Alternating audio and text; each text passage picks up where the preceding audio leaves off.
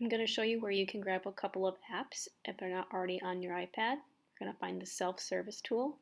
Looking for Artsonia, and we want the version with the color splash and the white background, and we'll talk more about how to use that if you don't already know how. And we're going to scroll all the way towards the bottom and grab the one in the middle, the one that's called Sketches for Schools. Now we're going to take a few minutes to see some of the basic tools on how this app works. You can play around with it.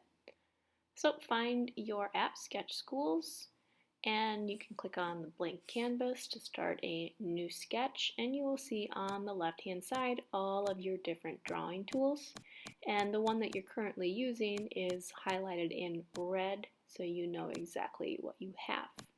So we'll kind of just quickly go through all of them and see what they look like. So this first one is just a basic pencil. And over here on the right, if you see the three little dots right in the center on the side, you get three different thicknesses. So you can experiment with how thick you want those lines as well. The next one is a pen, and you might notice that you have a color selection option on the bottom right hand corner. So those are your only colors really, I think, to choose from. And so I'm just going to keep going through all of these to see what they look like.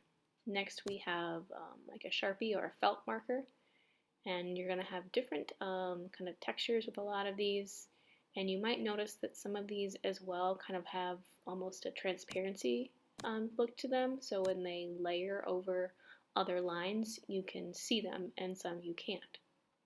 So it depends on what tool it is. Right now we're working with a paint pen.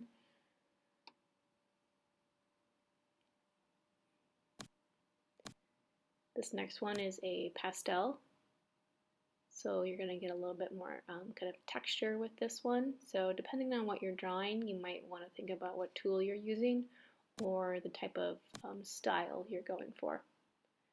This one is an acrylic paintbrush, so it's going to give you a wider stroke, and it's going to give you some texture on the edges. And you will see too that if you layer this one, you can see all of the different lines as they get layered. Next we have a watercolor brush. This is one of my favorite ones. It kind of has that transparency, so as you paint over different things, the color kind of changes a little bit. It darkens. The more you layer it, the color changes and gets darker. The next tool is an airbrush tool. So it's going to have a lot of texture. Again, this one will be kind of fun just for kind of almost like placing dots on your paper, like paint splatter. Then we have like a tool and text option. So you can place these shapes on here, and you can use two fingers to pinch and move and resize and rotate. And there's a little check mark at the bottom when you're okay with what you want. You can also add text. This interrupted me and did an autosave, and so when I went back in, I had to retype that. So it's a nice feature that it autosaves. Was kind of annoying in this situation, but the text feature is nice as well. And you can do the same thing with the text feature with the two finger pinch, so you can enlarge it and rotate it and resize or replace it wherever you want. As soon as you are done with that, you would just select the check mark button. Next thing we're working on now is just a shape drawing tool, so you can use your stylus or your finger to draw any shape you want, and then the nice thing about that is that it auto-fills the color for you. And once you select the color, it gives you 5 different shades.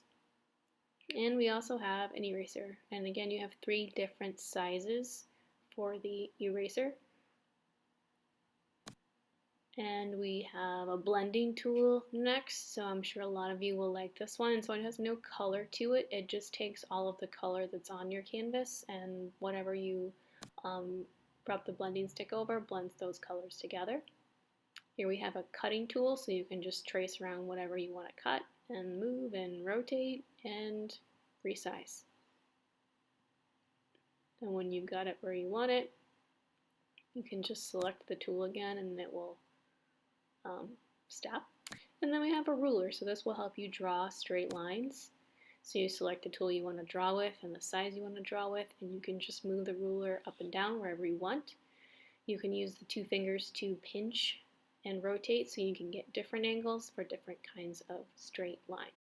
A couple other tools I wanted to show you are at the top center. And so I'm going to start with the blank canvas, and I see there's 2 triangles. This is a symmetry tool. So whatever you draw on one side, it completely mirrors it on the other side. So this would be a fun one, or if you're trying to make something the same on each side, like very symmetrical, this would be a good tool to have, and you just click it to turn it off.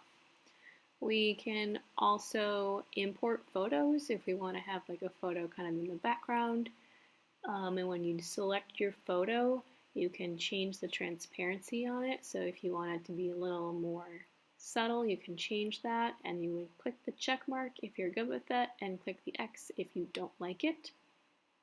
We also have the ability to save these pictures and then also to upload them to Seesaw if you want to upload them to Seesaw for any reason.